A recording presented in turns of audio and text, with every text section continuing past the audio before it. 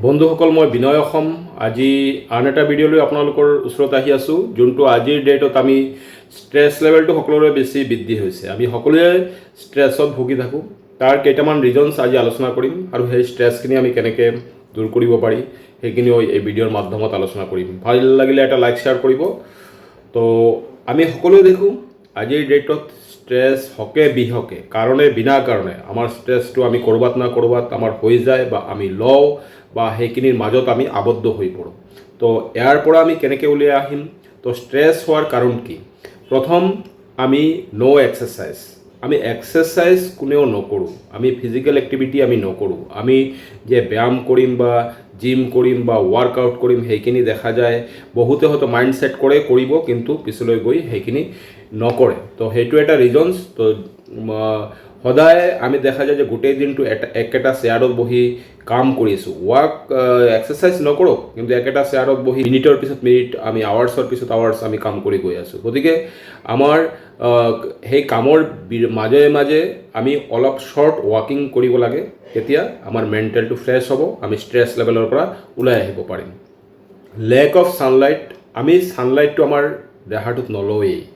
এনেকুৱা হয়তো কোনোবা অফিচত গৈছে বা ঘৰতেই আমি ছানলাইটটো আজিৰ ডেটত নোপোৱা হৈছে। তো যিমানখিনি পাৰোঁ অলপ হ'লেও দিনটোত আমি ছানলাইটটো সকলোৱে ল'ব লাগে। সেয়া আমাৰ ষ্ট্ৰেছ লেভেলখিনি কমোৱাত সহায় কৰিব।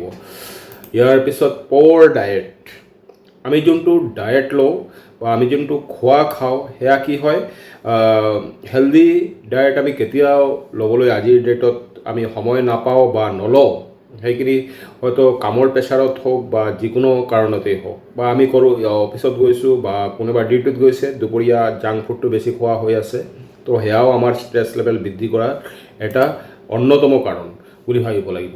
টু মাছ স্ক্ৰীন টাইম, আমি বহুতে স্ক্ৰীনৰ ওপৰত আমি টাইমটো বেছি অতিবাহিত কৰোঁ, সেয়া কামত হওক বা বিনা কামত হওক।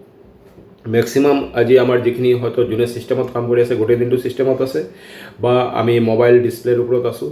তো সেইখিনিও আমাৰ ষ্ট্ৰেছ লেভেলখিনি বৃদ্ধি কৰাত বহুতখিনি অৰিহণা যোগায়। তো সেইখিনিৰ পৰা যিমানখিনি পাৰোঁ প্ৰয়োজন সেইখিনি কৰিব লাগিব, তাৰ বাহিৰে আমি তাৰ পৰা ওলাই অহাটো ভাল। ইয়াৰ পিছত নেগেটিভ ছেল্ফ থিংকিং, বহুতো ক্ষেত্ৰত আমি নিজকে লৈ নেগেটিভ ছেল্ফ থিংকিং কৰোঁ। সেইখিনিৰ পৰা আমি যদি নিজে চেষ্টা কৰোঁ ওলাই আহিব পাৰিম, আৰু সেয়া আমাৰ ষ্ট্ৰেছ লেভেলটো কমোৱাত সহায় কৰিব। নট এনাফ শ্লিপ, আমি কি হয়, আমি বহুতে দেখা যায় যে আমাৰ আজিকালি শ্লিপিং টাইমটো কম হৈ আছে। মানে ৰাতি আমি 12টা 1টালৈকে আমি হয়তো বিচনাত যোৱা নাই।